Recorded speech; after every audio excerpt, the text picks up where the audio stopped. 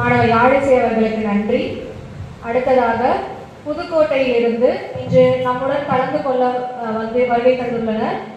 அவர்கள் தாயுடன் வந்திருக்கிறார்கள்.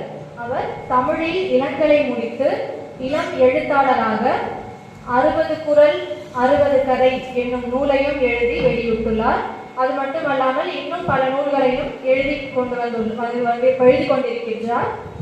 அவர்களை பேச அழைக்கின்றோம். திரு அருள் எழிலி என்னும் சத்ரினா பெட்டோஸ். அவர் எழுதிய 60 குறள் 60 கதைகள் என்னும் நூல் இங்கு புத்தக மேசையில் வைக்கப்பட்டுள்ளது.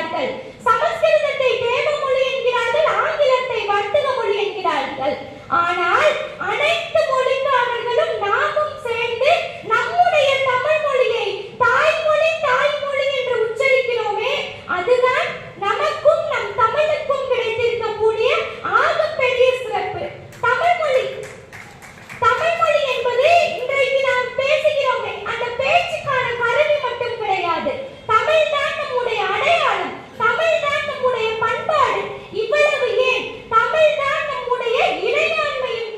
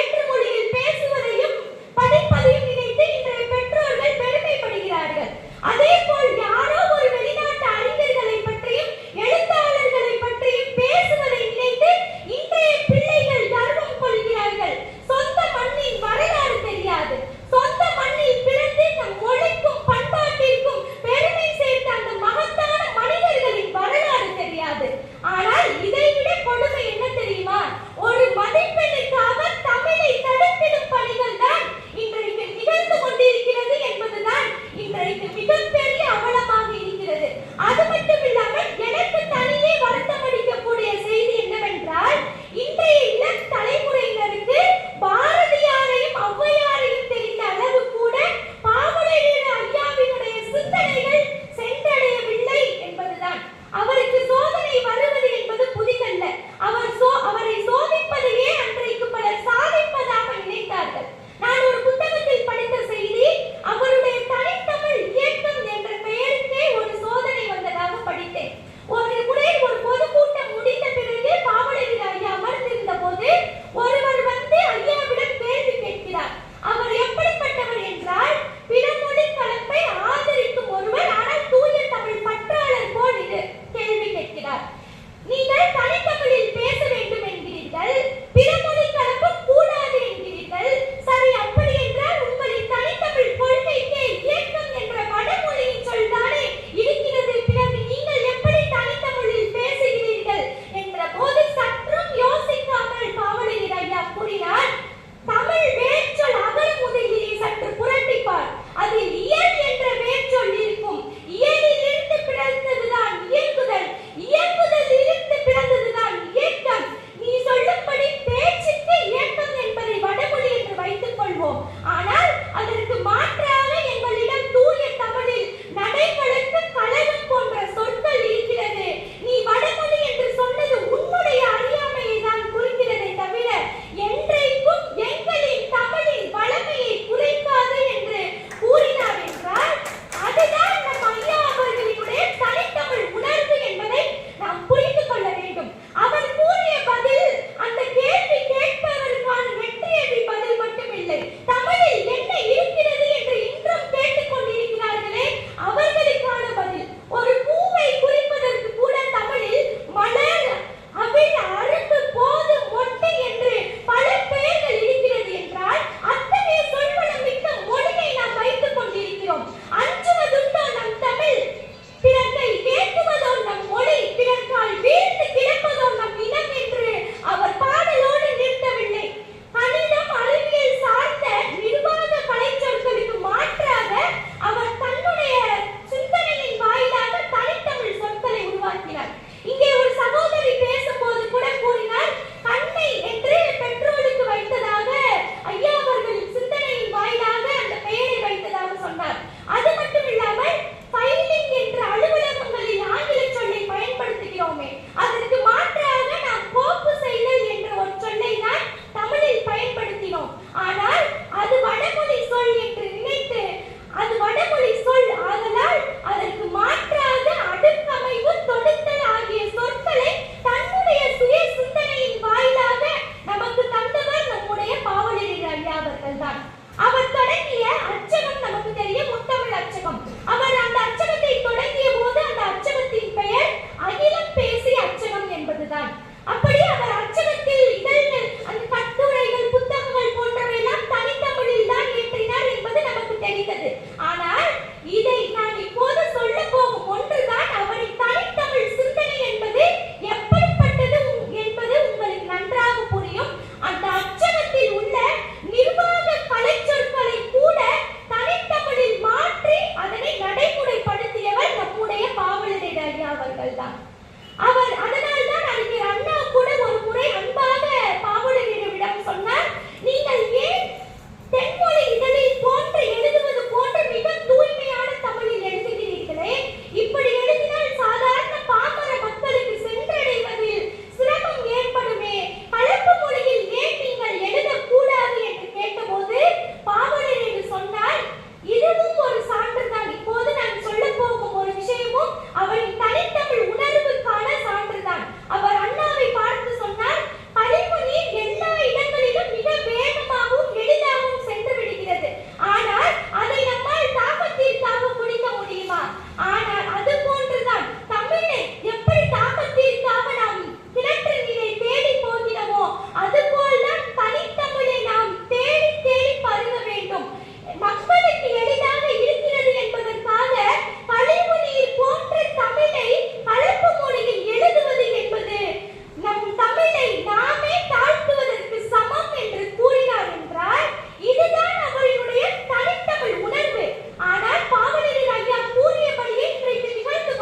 வருது.